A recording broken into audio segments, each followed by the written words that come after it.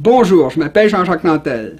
De nos jours, l'argument le plus utilisé par ceux qui veulent nuire aux Québécois de souche ou à leur projet d'indépendance, c'est qu'on aurait envahi et exterminé les Autochtones. Il faut admettre que c'est un très bon argument, mais il serait encore meilleur s'il était vrai, parce que justement, les Québécois sont les seuls dans les trois Amériques à avoir fondé une colonie commerciale qui était basée sur l'amitié et le respect des peuples autochtones. C'est tellement vrai ce que je dis que ceux au milieu desquels nos ancêtres se sont installés n'ont jamais cherché à les rejeter à la mer. En fait, c'est tout le contraire. En 1608, Champlain était tellement le bienvenu dans la région de Québec, avec ses bateaux pleins de produits utiles comme des chaudrons, des briquets ou des vêtements en laine, qu'il a pu fonder Québec sans tirer un seul coup de feu. Quelques mois plus tard, il a d'ailleurs accompagné ses nouveaux voisins et amis au lac Champlain pour combattre leurs ennemis iroquois. Dans les décennies qui ont suivi, Trois-Rivières a même été fondée par des colons français à la demande du chef amérindien Capitanal. Comme d'habitude, vous pouvez vérifier tout ce que je dis en vous servant de la bibliographie que je vais mettre à la fin de la vidéo. Si, dans la région de Montréal, nos ancêtres se sont souvent battus contre les Iroquois. C'était pas pour des raisons raciales ou religieuses, c'était pour des raisons purement commerciales. C'était pour les empêcher de détourner le commerce des fourrures vers la ville anglaise d'Albany en passant par la vallée de la Mohawk.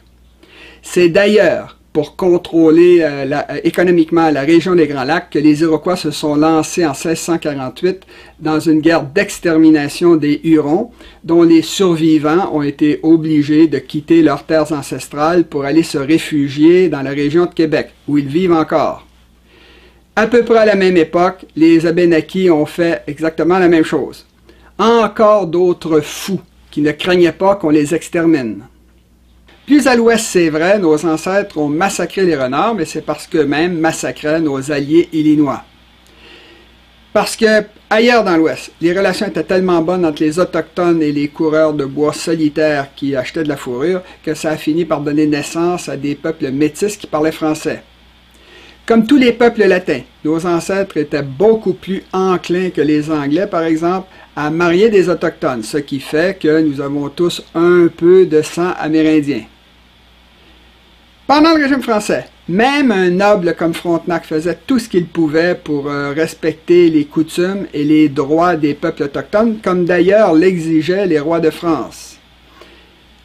Enfin, en 1701, nos ancêtres ont signé avec une foule de tribus autochtones, dont les Iroquois, la Grande Paix de Montréal, qu'ils ont ensuite respectée à la lettre jusqu'à la conquête anglaise. L'alliance et l'amitié qui unissaient les Français aux Autochtones étaient tellement étroites que même aujourd'hui, les Américains continuent d'appeler la guerre de 100 ans, la guerre de 7 ans, la guerre des Français et des Indiens. C'est dire. Mieux, en 1763, quand les Amérindiens de la région des Grands Lacs ont appris que les Français allaient quitter le Canada, ils sont entrés dans une révolte générale contre les Anglais sous la direction de Pontiac.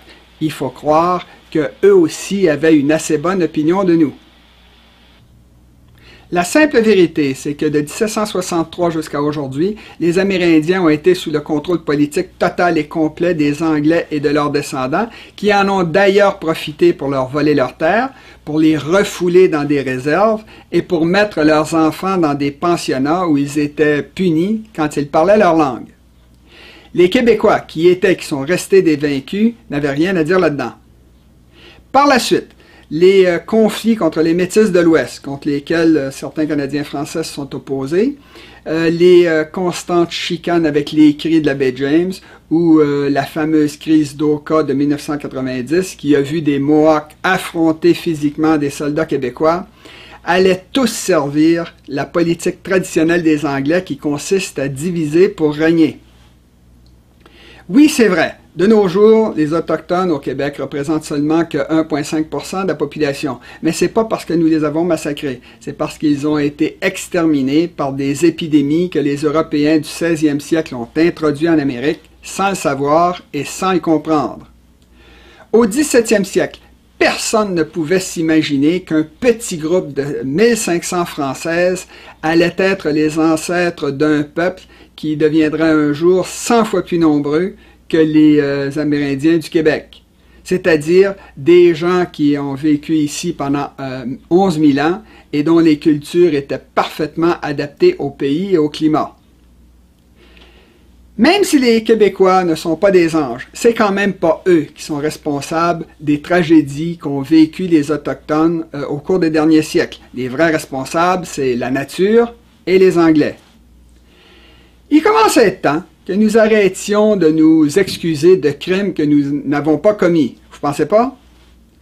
N'hésitez pas à montrer cette vidéo à vos amis. À la prochaine.